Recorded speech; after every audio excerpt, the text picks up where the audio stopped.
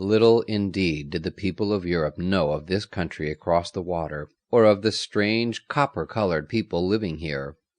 Lately there has been raised in Boston a monument in memory of Leif, the brave Northman or Norseman, who in the year 1000 sailed from his home in Iceland and came to the coast of America.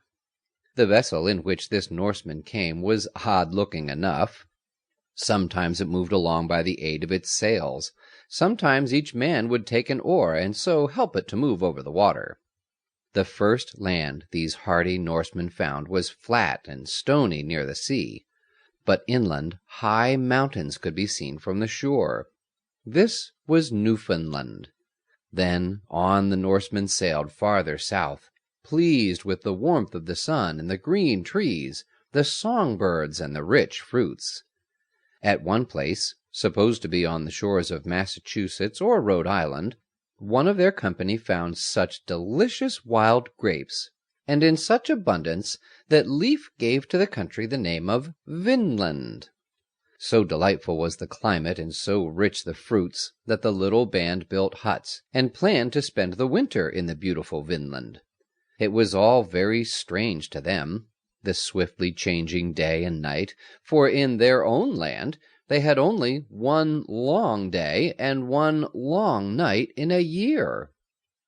Spring came, and Leif hastened back to Iceland to tell of the wonderful new land. Other Norsemen came, and later still a Norwegian nobleman with his beautiful young wife Godfrida. A colony was formed, and the people lived very happily here for 3 years or more. Then, for some reason, the colony died out, and little is known of them except what has been found in old chronicles in Iceland. In Newport, Rhode Island, is a strange old tower, which was once believed to have been built by these Norsemen.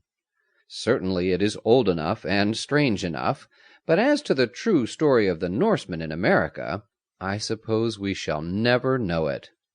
They were a brave, sturdy people, and very fond of adventures. No people were ever so brave upon the sea as these Norsemen, and it is a great pity we do not know all about them. These Northmen were the only Europeans who ever ventured far away from home. The people of the southern countries of Europe would look out across the sea and wonder, but they dared not venture out a great ways upon the ocean. In fact, the ships in those days were small and frail, hardly more seaworthy than a simple pleasure yacht today, and therefore very little had been learned of the oceans. There is, sailors of southern Europe would sometimes say, an island far out at sea, a beautiful sunny island with rich fruits and beautiful flowers and great purple mountains. Rich gems of gold and silver sparkle about its shores, and in the center, on a gentle slope of ground, stands the palace of the sea god. But although the southern sailors talked of it, and the poets sang of it, no one had ever seen this land.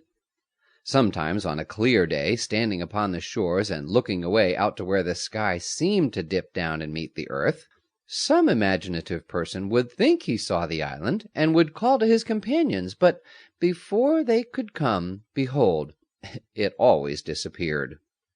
There was living at this time a good man whom the people called St. Brandon. He was always trying to help others to do what to him seemed right and good, and when he heard of this island, he, with another good priest, sailed away towards it, hoping to find an opportunity to help the people who might be living there. He never found the island, however, the Atlantis, as it was called, but he did find, so he said, another island, afterwards called the island of St. Brandon. But the wonderful part of the story is that even this island could never again be found. Whether St. Brandon was fond, like the other adventurers of his day, of telling a big story, or whether he did honestly find an island, which by and by sank below the level of the water, as sea islands sometimes do sink, no one could ever tell. Once in the history of Spain there was a terrible war between the Moors and the Spaniards. 7 Spanish bishops, pursued by these Moors, took to their ships and sailed out upon the sea. "Better by far drown than be overtaken by our cruel foe," said they, and they sailed out into the great